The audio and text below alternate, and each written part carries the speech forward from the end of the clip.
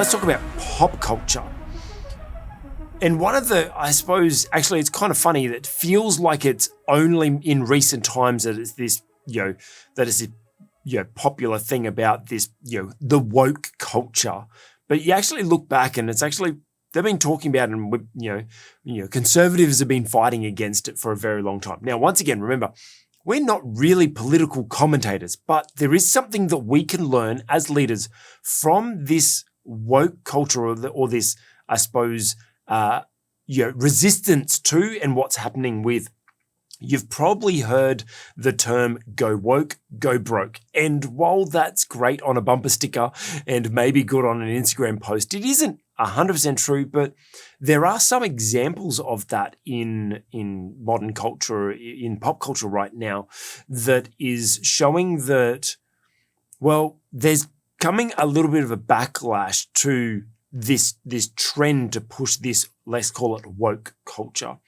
And there's a number of examples that we can talk about, but the first one that I really want to talk about is, so of the Toy Story franchise. Well, you would have heard that there was a spin-off recently from Buzz Lightyear called Lightyear. And I don't know about you if you're a fan of it, but my wife and I are fans of Toy Story. Our child is 2 years old. Our son's 2 years old.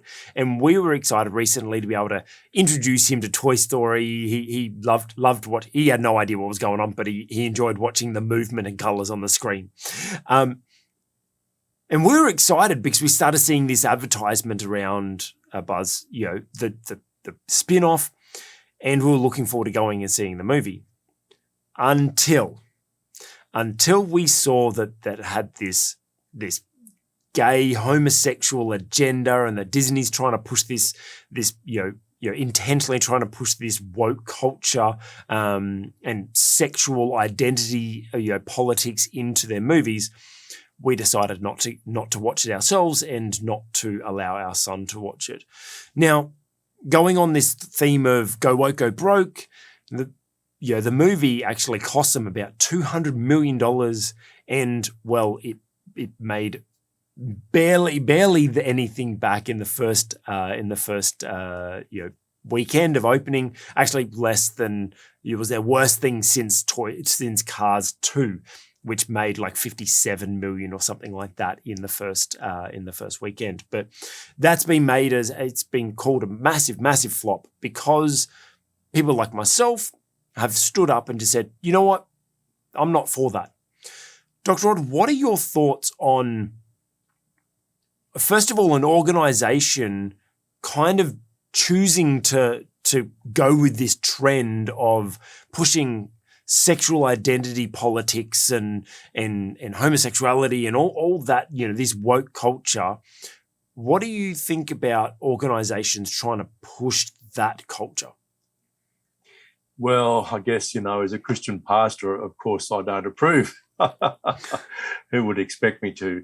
But just having a look at the industry in general, with a company like Disney, of course, it's long been associated with producing entertainment for children and for families. Mm-hmm. And I think shifting out of that area is a major thing for Disney to do. And I just don't think it's gone down all that well with people who have supported Disney, because we know, for example, subscriptions to the Disney streaming service have dropped right away, and people are not going to Disneyland in the same numbers that they used to, yep. Although perhaps COVID has had some impact there.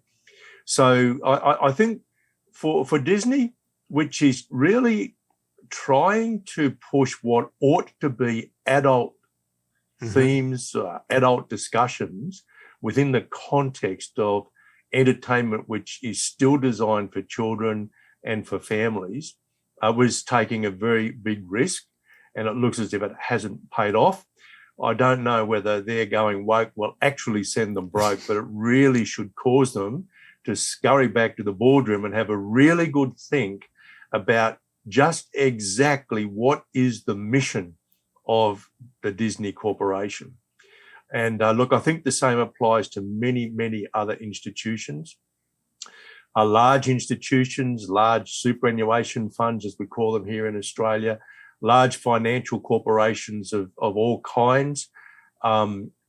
They seem to be bent on pushing what you might call a woke agenda. Some of us might refer to that as a cultural Marxism, and it's not going down all that well with a lot of people. The truth of the matter is that most of us are reasonably conservative. Yeah. Most of us are still influenced in our thinking by the Judeo-Christian ethic. Most of us are concerned for families. Most of us hold quite strong family values, even though we don't necessarily articulate those. So, look, I think Disney and other companies have probably actually read the market incorrectly. Yeah. Now, the other thing they might be trying to do is to lead public opinion. And again, that's quite dangerous because they're moving outside of what I believe their mission to be. Yeah. And of course, that's always pretty dangerous for people in leadership to try to take their organization outside of their stated mission. Yeah. Actually, talking about that, there was a quote by Jordan Peterson that he said, I've actually got it written down, I want to read it directly. Maybe Disney and Pixar could concentrate on telling a story instead of distributing propaganda to children. He tweeted that out. So Jordan B. Peterson, an incredible lecturer and professor and psychologist, now becoming quite a massive influencer. That was a really good take. And I think that so the director saw in an article that the director was interviewed and they're like, oh yeah, well, we're seeing that our team are all represented by all these different, sexual identity people and we just wanted to make the movie representative of reality. And it's like, well, hold on a second. Disney is no movie is representative of reality. Like certainly not the Toy Story franchise. Exactly. What's representative of reality with a toy, plastic toy that runs around, that comes alive and runs around. There's no reality there. So I think it's funny how they're trying to they try to twist their agenda into certain excuses.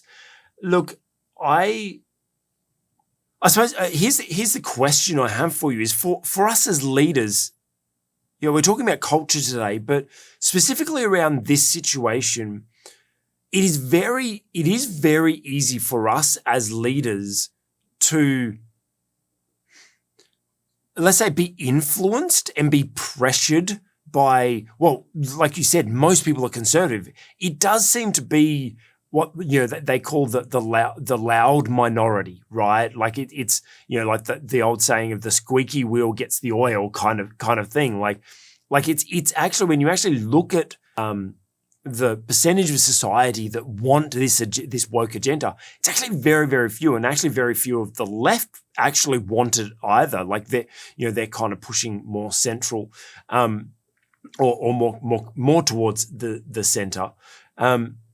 But how do we as leaders make sure that we avoid being influenced by, let's say, the loud minority? Now, it may not be over sexual identity, but in our organizations, in our workplace or whatever, it's very easy to be pushed into a culture that is not of integrity or making poor decisions or not treating people right or whatever that, let's say, poor culture is.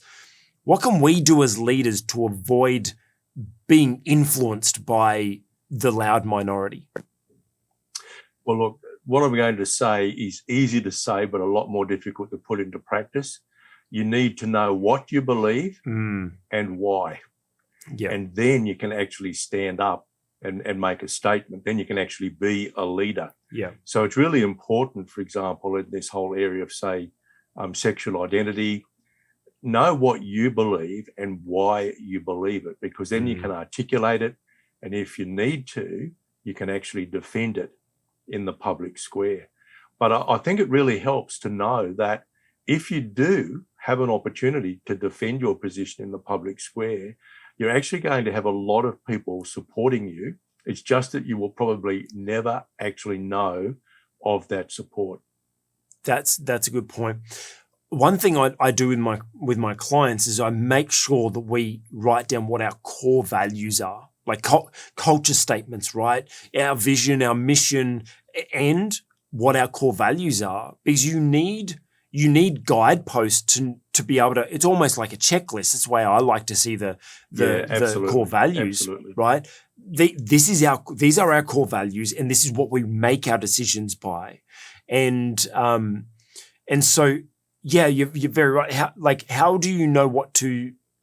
You can't stand against something unless you know what you stand for, right? That's correct. And so you just end up becoming, flailing in the wind, being blown and persuaded by everything that just sounds good if you don't have that set moral compass. Let me share a bit of an anecdote around, our family decided not to watch Buzz Lightyear. But let me tell you about let's say a loud minority. My son, right? 2 years old, a very loud minority. He is the smallest member of our family and yet the loudest. And he has built an, how would you say? He loves Blue's Clues. Right, I don't know whether you remember that show as a kid, but Blue's Clues, it's really good. He kind of got really engaged with it, and it was really good. And so we end up he loved Blue's Clues, so we bought him Blue's Clues teddies. We gave him a Blue's Clues birthday party. He's got the Blue's Clues handy dandy notebook, and we bought him all the stuff because he loved it. And a bit of a side note, the first time I bought him a little plush Blue's Clues, I sat it at the door for him to open up when he came home. He cried and started freaking out because he thought this TV character had come to life in his room. Right? It was adorable. Eventually, he now sleeps with it every night. Now, the challenge with that is he became so in love with it, and when he'd get up and he'd be like, Blue. He'd always want Blue's Clues. Whenever we were out, he'd grab my phone and be like, Blue, and until one day I happened to walk in the living room while he was watching Blue's Clues, and on the screen was a gay pride parade, a Blue's Clues gay pride parade, and the song was singing about all these families with two fathers and two mothers and all this, and I'm like, what is this? That it's a kids show. I trust this show to my son, and we've had to make we've made a conscious decision to slowly, obviously he's a child, so it's very hard to go, no, you can't watch it anymore. What I've done is I've gone through every one of those videos that have any questionable content in it, and I've reported them. So now they don't show up on the YouTube and all things like that. But we're now moving him away from something that he loves. He loves Blue's Clues, but we're introducing him to other characters and other shows and everything like that. But that's one really difficult thing as a leader of my family. He's very vocal. He wants blues. He's blue all the time. Like everything's blue. But now I've noticed that there's something not right about that. Now, does it cause problems? Does it cause friction in our household? Yes. But I'm making a stand because I know that I do not want him influenced with that stuff. Yes, later on in life, I'll sit down and I'll have the conversation when he's old enough and mature enough. But have you had any challenges with, let's say, counterculture to yourself in your organizations or whatever that you've had to stand against? Oh, yes. Look, that's happened more than once. But just referring back to your example with your 2-year-old son, we had challenge when our own children were very young, which is a long, long time ago now. And we had some rules in terms of television: no violence, no sex, no magic. And we used to actually watch a lot of television with our children. Mm-hmm. And sometimes if there was a movie with a scene that we felt we needed to switch off, we'd explain to them why. So we basically saw nearly everything that our own children saw. Yeah. And they understood that the magic, the sex, the violence, that was something that we didn't really want to be introduced into our own family. And of course, as they got older, they did come to understand why it was that we had those simple rules. And of course, some people might look at this, well, that's far too simplistic. But look, for children, it's not, because they can't deal with all the nuances and the complexities and so on. But coming into my work life, I a number of times when as a Christian, I felt I had to speak out. And there was one example that I remember well, when in one organisation I was working with. I was fairly senior in that organisation, so I was in the senior executive team. We were having a meeting about a policy on culture. It was what was called a policy on multiculturalism. And there was a kind of value statement which boldly stated, we value all cultures. And the chair of the meeting said, oh, well, this won't be controversial. We might just put it straight to the vote. And I said, well, hang on a minute. I actually think this is controversial. I said, for a start, it's utterly impossible to value all cultures, because different cultures make competing claims. There are certainly some overlapping claims that different cultures make about, the value of human beings, perhaps. But there are also what you might call competing claims as well. And the examples I used were those religions where there was no separation between the state and the religion. Those cultures which embedded within them things like female circumcision, forced marriages, and so on. I said, we don't value those. In fact, in Australia, not long before that, we'd actually made forced marriages illegal. You could go to jail for forcing your daughter to marry someone else, and so on. So, I felt I had to stand up and say, no, look, this is actually nonsense. It's not good English anyway to value all different cultures. Now, the thing is, I said, look, there's a case to be made that we need to respect all people. Yes. Right? Now, that's very, very different. Yeah. Anyway, for the time being, they decided to shelve that. It was interesting, though. I was the only person in the room. There were probably 30 people in the room. I was the only person who stood up and said, no, I can't support this. I don't think it should go straight to a vote without some considerable discussion. And I knew there were other Christians in the room there, but they didn't speak up. They did come to me after the meeting and say, oh, I'm so glad you spoke up. And this is what prompts me to say, listen, you've got to stand up for the truth without expecting others to do the same. Yeah. For all sorts of reasons. And that's what prompted my earlier comment that the majority is likely to support you, but you're never going to know it. Yeah. Because they're too frightened to actually stick up for it. Yeah. So that's one example. That's probably the most glaring example, I guess, in my own business career. But there are other small things like that where I was acting as the CEO of an organisation, and some people had prepared a newsletter, and this newsletter was actually saying some pretty good things about the Black Lives Matter movement, and yet as a Christian organisation, I said, look, we can't support the degree to which they embody Marxist philosophy, because it actually runs counter to the values that we hold dear as Christians, and it runs counter to the wisdom of God. Perhaps one of the most valuable contributions Christianity has ever made to human history is that individuals matter, whereas Marxism say, no, it doesn't matter. What matters is class, and their analysis is all based on classes, not individuals. Yet the Christian message is that every individual matters and matters to God, because they are God's creation. Yeah, that's good. So you were able to stand up in that meeting and stand up because you knew what you stood for. So you were able to stand up and have the confidence. Now, there is one thing that I do want to kind of let's put a condition, like a little asterisk against this, is I think that it's also important to know what we have been called to stand against. So knowing what you stand for is one thing, but like we quite often say, we're not political commentators. We don't want to get into those conversations. They kind of come up, but we know that we're not called. There's amazing political commentators that are called to really wage war against the woke culture and everything like that. For us, we want to kind of maybe highlight it and see what we can learn as leaders.